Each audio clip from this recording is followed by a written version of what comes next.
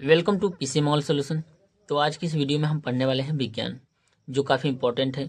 ये विज्ञान का पेपर है जो बोर्ड एग्जाम 2025 के लिए काफ़ी इंपॉर्टेंट है। तो इसको हम देखेंगे और एक एक क्वेश्चन को सॉल्व करेंगे।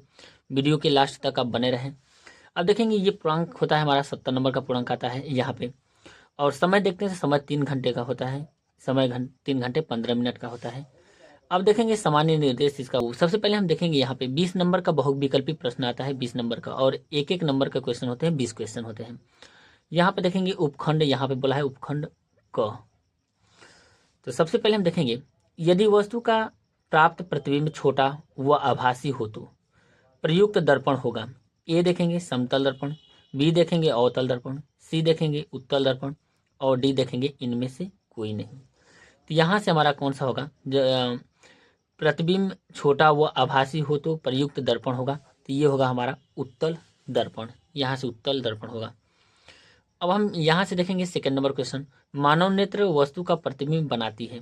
ए देखेंगे कार्निया पर, बी देखेंगे परितारिका पर, सी देखेंगे पुतली पर, डी देखेंगे दृष्टि पटल पे। तो ये हमारा आंसर होगा यहाँ पे। तीसरा नंबर देखेंगे, विद्युत ऊर्जा तुल्य होती है। तो यहाँ से ये 4 फार्मूले हैं, चारों फार्मूलों को हमको देखना है इसमें से कौन करेक्ट है। तो ये देखेंगे v²t/r, बी देखेंगे v²tr, सी देखेंगे v²t, डी देखेंगे l²r²t। तो यहाँ से ये हमारा आंसर हो जाएगा चौथे नंबर, यहाँ पे तीसरे नंबर का होगा ए v²t/r। ये हो जाएगा आंसर हमारा v²t/r। चौथा नंबर देखेंगे, विद्युत बल्ब में प्रयुक्त तंतु बना होता है। ए नाइक्रोम का, बी टंगस्टन का, सी कॉपर का, डी मैग्नीज का। तो यहाँ पे देखें हम चौथे नंबर का, तो ये हमारा सही है बी टंगस्टन का। अब उसके बाद 5वां नंबर हम देखेंगे प्रश्न। 5वां नंबर में हमारा बोला है प्रतिरोध का मात्रक होता है ओम प्रति सेमी, ओम सेमी, ओम जूल। तो यहाँ से हमारा होगा ओम, प्रतिरोध का मात्रक ओम होता है। फिर उसके बाद देखेंगे चुंबकीय बल रेखाएं। ए देखेंगे सदैव समांतर होती हैं, बी देखेंगे एक बिंदु पर मिलती हैं, सी देखेंगे एक दूसरे को कभी नहीं काटती हैं, और डी देखेंगे परस्पर काटती हैं। अब यहाँ पे हम देखेंगे 7वां नंबर, कॉलम ए में दी गई मात्रकों का सुमेलन, कॉलम बी में दी गई भौतिक राशियों से कर सही मिलान। यहाँ विकल्प चुनिए। यहाँ विकल्प देखेंगे, ओम का मात्रक होता है प्रतिरोध, यहाँ से देखेंगे ये वाट होता है शक्ति का मात्रक, यहाँ पे धारा का मात्रक होता है एम्पियर, और वोल्ट किसका मात्रक होता है विभवांतर का। तो यहाँ से होगा ये। अब इसमें से ऑप्शन देखेंगे हमारा कौन सा सही है। तो यहाँ से देखेंगे तो पहले का दूसरा देखेंगे, पहले का दूसरा है, दूसरे का तीसरा, दूसरे का तीसरा है, फिर देखेंगे तीसरे का पहला, तीसरे का पहला है, फिर चौथे का चौथा। तो ये हमारा कौन सा ऑप्शन सही हो जाएगा? ए सही हो जाएगा। अब इसी प्रकार हम देखेंगे क्वेश्चन को, क्वेश्चन नंबर यहाँ पे 8। यहाँ पे क्वेश्चन नंबर 7वें का हमारा क्या होगा? सी, एक दूसरे को कभी नहीं काटती हैं। अब देखेंगे question number 8, copper sulphate. Copper sulphate का फॉर्मूला होता है CuSO4। तो बोला है कि कॉपर सल्फेट के जलीय विलयन के pH मान होगा। तो हम देखेंगे यहाँ पे 7 से कम, 7 से, यहाँ पे 7 से कम, 7 से अधिक, 7 0। तो ये हो जाएगा लेस 7 ए। फिर उसके बाद देखेंगे नवसाधन की कास्टिक सोडा के साथ अभिक्रिया होती है। तो नवसाधन का किसके साथ? कास्टिक सोडा NaOH के साथ अभिक्रिया करेंगे तो यहाँ पे बन जाएगा NaCl प्लस H2O, और प्लस यहाँ पे हमारा गैस निकल जाएगा N। तो ए देखेंगे N2, बी हमारा HCl, सी देखेंगे NH3, और डी देखेंगे NH2 माइनस। तो हमारा क्या आंसर निकलेगा? NH2, यानी जेड की जगह क्या हो जाएगा? NH3 ammonia. तो यहाँ से हमारा क्या हो जाएगा? अमोनिया। ऑप्शन कौन सा सही हो जाएगा? सी सही हो जाएगा। क्वेश्चन नंबर 10 देखेंगे, निम्न में से किसमें कार्बन कार्बन के मध्य द्विआबंध पाया जाता है? तो द्विआबंध पाया जाता है, हम देखेंगे कार्बन कार्बन के बीच में क्या द्विआबंध मतलब डबल बॉन्ड पाया जाता है। एथेन, एन में सिंगल बॉन्ड होता है, एथाइन इसमें ट्रिपल बॉन्ड होता है, और एथिन में डबल बॉन्ड होता है। तो यहाँ पे हमारा ऑप्शन सही हो जाएगा बी। अब यहाँ से 11 नंबर देखेंगे, निम्न में से कौन सी संयोजन अभिक्रिया है? यहाँ पर देखेंगे 2KClO3 उष्मा देने पर हम ये क्या हो रहा है? टूट जा रहा है 2 में, MgO प्लस H2O, MgOH का twice, 4Al plus 3O2, 2L2O3। फिर इसके बाद देखेंगे ZnFeSO4 तो Zn SO4 प्लस Fe। तो इनमें से देखेंगे ऑप्शन में हमारा पहला, तीसरा चौथा, दूसरा चौथा और दूसरा तीसरा है। तो इसमें से हमको देखना है कि कौन सा ऑप्शन सही है। तो देखेंगे संयोजन अभिक्रिया उसे कहते हैं जब दो या दो से अधिक पदार्थ आपस में जुड़कर एकल उत्पाद का निर्माण करता है, संयोजन अभिक्रिया बनता है। तो एकल उत्पाद का निर्माण करेगा। तो इसमें देखेंगे दो ये है, यहाँ पे दो उत्पाद हैं। अब इन दोनों में से हम देखेंगे दूसरा और तीसरा में। तो यहाँ से देखेंगे ये वियोजन अभिक्रिया है। अब ये देखेंगे ये हमारा क्या है, संयोजन अभिक्रिया है। दोनों क्या है, एकल उत्पाद का निर्माण कर रहा है। और यहाँ से भी देखेंगे एकल उत्पाद का निर्माण कर रहा है। ये हमारा ये है विस्थापन अभिक्रिया। तो यहाँ से हमारा ऑप्शन कौन सा सही हो जाएगा, दूसरा और तीसरा। तो ये डी ऑप्शन सही हो जाएगा। इस तरह से आपको चेक करना है। फिर 12 नंबर हम प्रश्न देखेंगे, निम्न में से कौन सा कथन सत्य नहीं है। तो देखेंगे यहाँ पे सभी धातु कार्बोनेट अम्ल से अभिकृत होकर लवण, जल तथा कार्बन डाइऑक्साइड उत्पन्न करते हैं। बी देखेंगे सभी धातु ऑक्साइड जल से अभिकृत होकर लवण तथा जल तथा अम्ल उत्पन्न करते हैं। तो सत्य नहीं है, ये आपको ध्यान में देखना है कि सत्य नहीं है। कुछ धातुएं अम्लों से अभिकृत होकर लवण और तथा हाइड्रोजन उत्पन्न करते हैं, ये भी सही है। कुछ अधात्विक ऑक्साइड जल से अभिकृत होकर एक अम्ल बनाते हैं, ये भी सही है। सभी धातु कार्बोनेट अम्ल से अभिकृत होकर लवण, जल तथा कार्बन डाइऑक्साइड उत्पन्न करते हैं, ये भी सही है। ये हमारा ऑप्शन बी नहीं सही है, बी हमारा ऑप्शन इनकरेक्ट है। 13 नंबर का देखेंगे, प्लास्टर ऑफ पेरिस की जल से अभिक्रिया कराने पर बनता है। प्लास्टर ऑफ पेरिस को देखते हैं तो CaSO4 और हाफ H2O होता है, हाफ H2O। अब देखेंगे यहाँ पे प्लास्टर आधा प है तो हाफ लगा देंगे, इससे पहचान है। प्लस हमको क्या करना है, जल से अभिक्रिया करना है। 3/2 H2O से जल से अभिक्रिया कराएंगे तो हमारा क्या बन जाएगा, CaSO4 और 2 H2O, यानी क्या बन जाएगा, जिप्सम। तो बी हमारा ऑप्शन क्या हो जाएगा, सही हो जाएगा। क्या बनता है, जिप्सम बनता है। तो यहाँ पे जिप्सम बन गया। अब देखेंगे 14 नंबर प्रश्न। यहाँ पे 14 नंबर प्रश्न है हमारा, निम्नलिखित में से कौन से समूह में केवल जैव निम्नीकरणीय पदार्थ नहीं है। तो घास, पुष्प एवं चमड़ा, घास, लकड़ी व प्लास्टिक, फलों के छिलके, केक, नींबू का रस। और देखेंगे यहाँ पे केक, लकड़ी, घास। तो इसमें क्या है, जैव निम्नीकरण पदार्थ नहीं है। तो ये हमारा ऑप्शन कौन सा सही है, घास, लकड़ी एवं प्लास्टिक, ये नहीं है। अब उसके बाद देखेंगे 15 नंबर प्रश्न जो काफ़ी इंपॉर्टेंट है।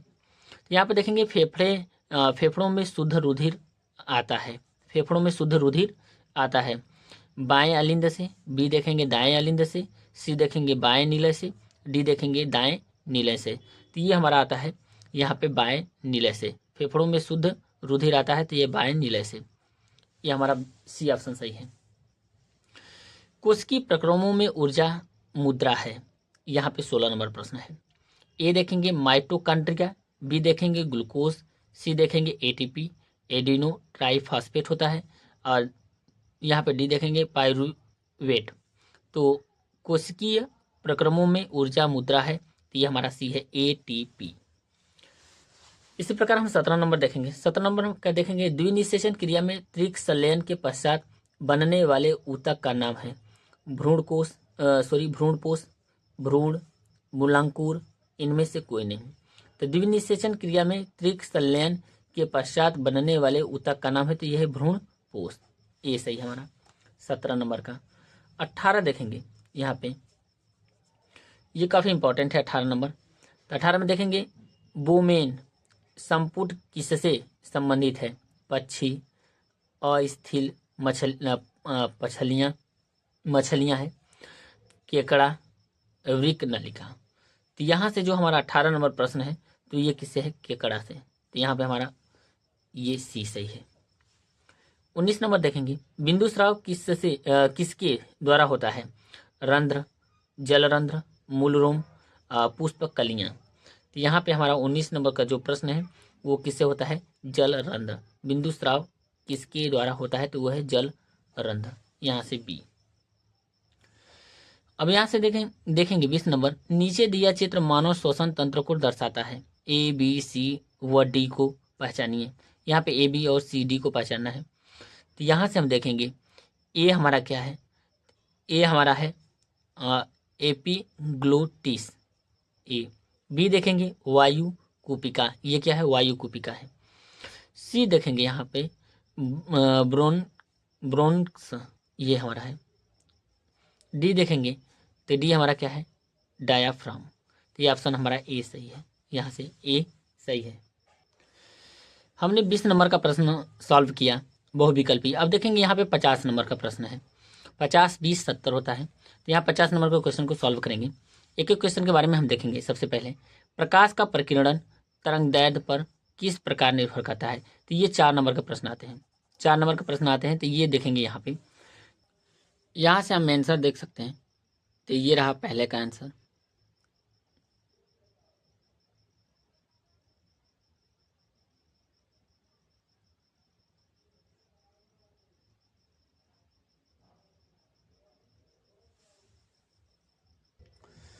अब यहाँ से हम सेकेंड नंबर क्वेश्चन देखेंगे।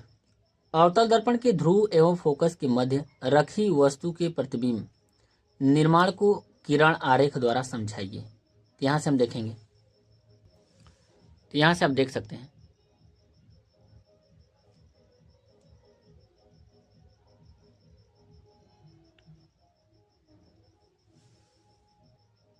आप यहाँ से चित्र देख सकते हैं। तो ये रहा चित्र हमारा। अब यहाँ से हम क्वेश्चन नंबर 3 देखेंगे। एक विद्युत हीटर की सामर्थ्य 1000 वाट है, तो इसे 40 मिनट तक उपयोग में लाने से कितनी ऊष्मा उत्पन्न होगी। जे बराबर दिया है 4.18 जूल प्रति कैलोरी। तो यहाँ से हम लिख सकते हैं W बराबर P क्रॉस T, यहाँ से, या H बराबर, इसी फार्मूले पर ये सॉल्व हो जाएगा। मिनट है तो सेकंड में चेंज कर देंगे, और इसके बाद यदि कैलोरी में जूल में पूछा है तो कैलोरी को भी हम चेंज कर देंगे। तो ये हमारा आंसर यहाँ पे आ जाएगा। अब यहाँ से क्वेश्चन नंबर 4 देखेंगे। धारावाही परिनालिका की चुंबकीय बल रेखाओं को आरेख बनाकर दर्शाइए। परिनालिका के अंदर नर्म लोहे की छड़ रखने पर क्या प्रभाव होगा। तो यहाँ से ये देखेंगे 6 नंबर का क्वेश्चन है, और 6 नंबर क्वेश्चन काफ़ी दीर्घोत्तरी में आते हैं। आप यहाँ से आंसर देख सकते हैं, ये रहा उत्तर, और ये काफ़ी इंपॉर्टेंट प्रश्न है जो बोर्ड एग्जाम में प्रतिवर्ष पूछे जाते हैं। तो ये रहा इसका, यहाँ से इस क्वेश्चन का आंसर।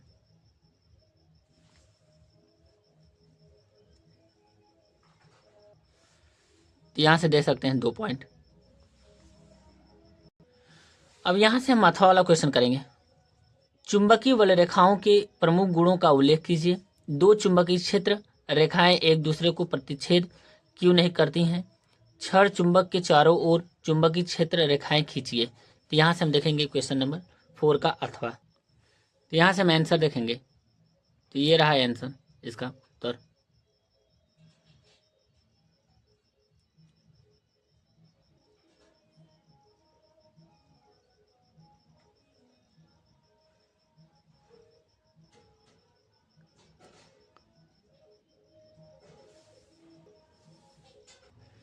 अब यहाँ से क्वेश्चन नंबर 5 देखेंगे। 2 क्वेश्चन है, क का देखेंगे, आईपीएससी नेम लिखना है। पहला देखेंगे CH3COO-C2H5, दूसरा हमारा CH3OCH2CH3। तो सबसे पहले इसका नाम देखेंगे, ये हमारा एस्टर है, और यहाँ से देखेंगे तो लिखेंगे ये एथिल है। तो एथिल का नाम सबसे पहले लिखेंगे पूर्व लग्न में एथिल, यहाँ पे एथेनोएट, क्योंकि एस्टर में हम O8 लगाते हैं, पूर्व लग्न में O8 ये लगाते हैं। तो ये हो जाएगा एथिल एथेनोएट। 2 कार्बन है, 1 2 कार्बन, तो एथेनोएट हो जाएगा। एथिल ये 2 कार्बन के लिए एथिल, ये 2 कार्बन के लिए एथेनोएट। अब देखेंगे यहाँ पे हमारा क्या है, CH3OCH2CH3 है, बीच में O है, तो ये ईथर है। ईथर में हम क्या लगाते हैं, ऑक्सी। तो CH3 हम देखेंगे जिधर से कार्बन कम है, यहाँ पे ऑक्सीजन के बाद कार्बन कम है, तो 1 कार्बन है तो मेथॉक्सी। अब मेथॉक्सी, फिर उसके बाद 2 कार्बन है तो एथेन, तो ये रहा मेथॉक्सी एथेन, एथिल एथेनोएट। तो ये रहे आईपीएससी नेम। ख नंबर हम प्रश्न देखेंगे। ख नंबर हमारा कितना नंबर का है, 2 नंबर का है। तो देखेंगे भर्जन तथा निस्तापन में अंतर स्पष्ट कीजिए। तो यहाँ से अंतर देखेंगे, तो ये देख सकते हैं आंसर, ये रहा आंसर।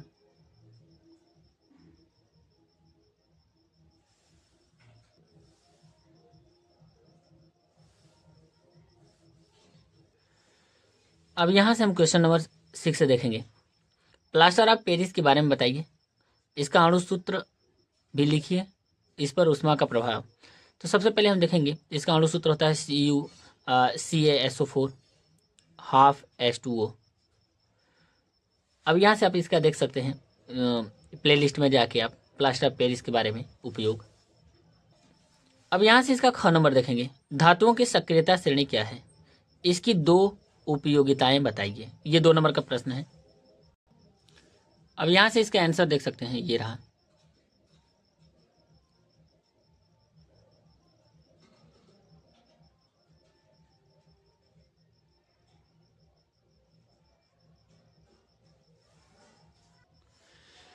अब यहाँ से हम देखेंगे क्वेश्चन नंबर 7। तो 7 में हम देखेंगे ये 6 नंबर का प्रश्न आता है। इनमें 2 क्वेश्चन है, अथवा है और ये प्रश्न नंबर है। तो यहाँ से अथवा वाला क्वेश्चन को हम सॉल्व करेंगे। सबसे पहले हम देखेंगे इसमें क्रियात्मक समूह किसे कहते हैं, ये इंपॉर्टेंट है सबसे पहले। तो ये रहा क्रियात्मक समूह का डिफिनीशन। ऐसे परमाणु अथवा यौगिक जो क्रियाशील होते हैं तथा जो यौगिकों के रासायनिक गुणों को निर्धारित करते हैं उन्हें क्रियात्मक समूह कहते हैं। तो देखिए ये क्रियात्मक समूह का डिफिनीशन है।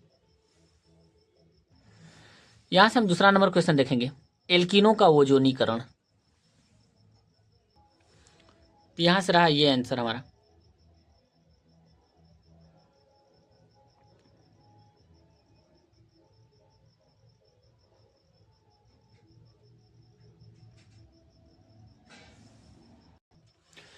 अब यहाँ से देखेंगे थर्ड नंबर हमारा सजातीय श्रेणी। सजातीय श्रेणी का हम डिफिनीशन देखेंगे। तो ये रहा सजातीय श्रेणी की डिफिनीशन।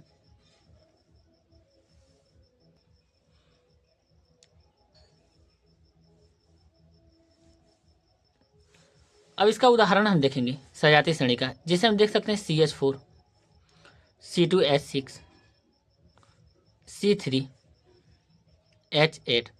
अब देखेंगे जिसमें CH2 का अंतर हो, CH2 का अंतर देखेंगे तो इसमें देखेंगे और इसमें दोनों में। तो इसमें 6 में से 4 घटाएंगे तो यहाँ पे 2 बचेगा, और 2 कार्बन से कार्बन घटाएंगे तो 1 कार्बन बचेगा। ये हो गया CH2 का अंतर हो गया, देख लीजिए। फिर यहाँ से घटाएंगे तो 8 में से 6 जाएगा, 2 बचेगा H2, और 3 कार्बन में से 2 कार्बन घटाएंगे तो 1 कार्बन बचेगा। CH2 का अंतर हो जिसमें 14 का अंतर हो। तो ये एग्जाम्पल रहे मेथेन, एथेन, प्रोपेन। अब यहाँ से देखेंगे एस्टरीकरण। एस्टरीकरण का डिफिनीशन। तो ये रहा एस्टरीकरण का डिफिनीशन।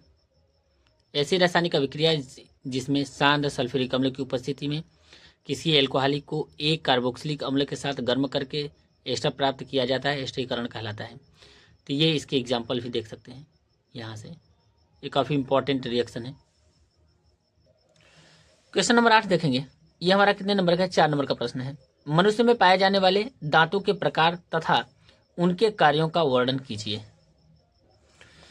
अब देखेंगे मनुष्य में 4 प्रकार के दांत पाए जाते हैं। पहला देखेंगे कृंतक, दूसरा देखेंगे रदनक, तीसरा देखेंगे अग्रचवर्णक, चौथा देखेंगे चवर्णक। ये 4 प्रकार के दांत होते हैं।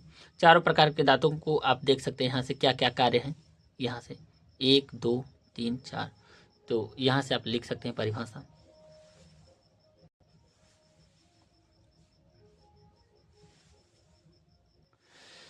यहाँ पे हम क्वेश्चन नंबर 9 देखेंगे। प्रकृति में कायिक जनन किस प्रकार होता है, कायिक प्रवर्धन को उदाहरण सहित समझाइए, कायिक जनन के महत्व पर टिप्पणी लिखिए। ये आपका 4 नंबर का प्रश्न है। तो आप उत्तर देख सकते हैं यहाँ से।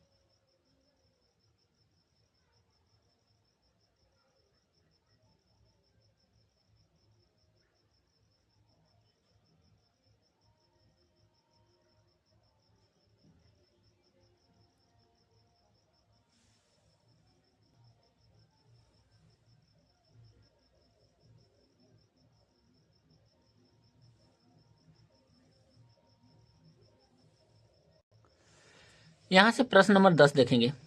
वाष्पोत्सर्जन की परिभाषा लिखिए तथा उसको प्रभावित करने वाले केवल 4 कारकों का उल्लेख कीजिए। ये 4 नंबर का प्रश्न है। तो ये रहा इसका आंसर।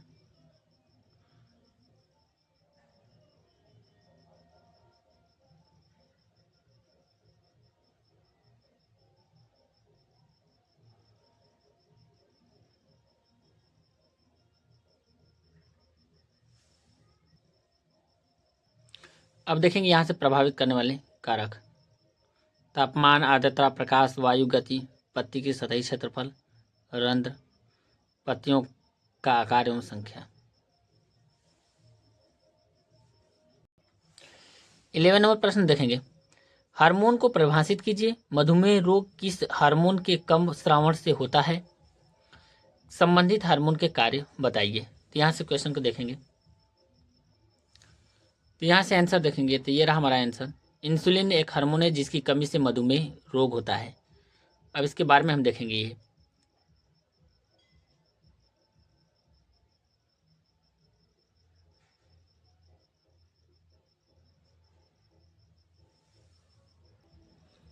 तो ये रहा आंसर उसका, पादप गति का।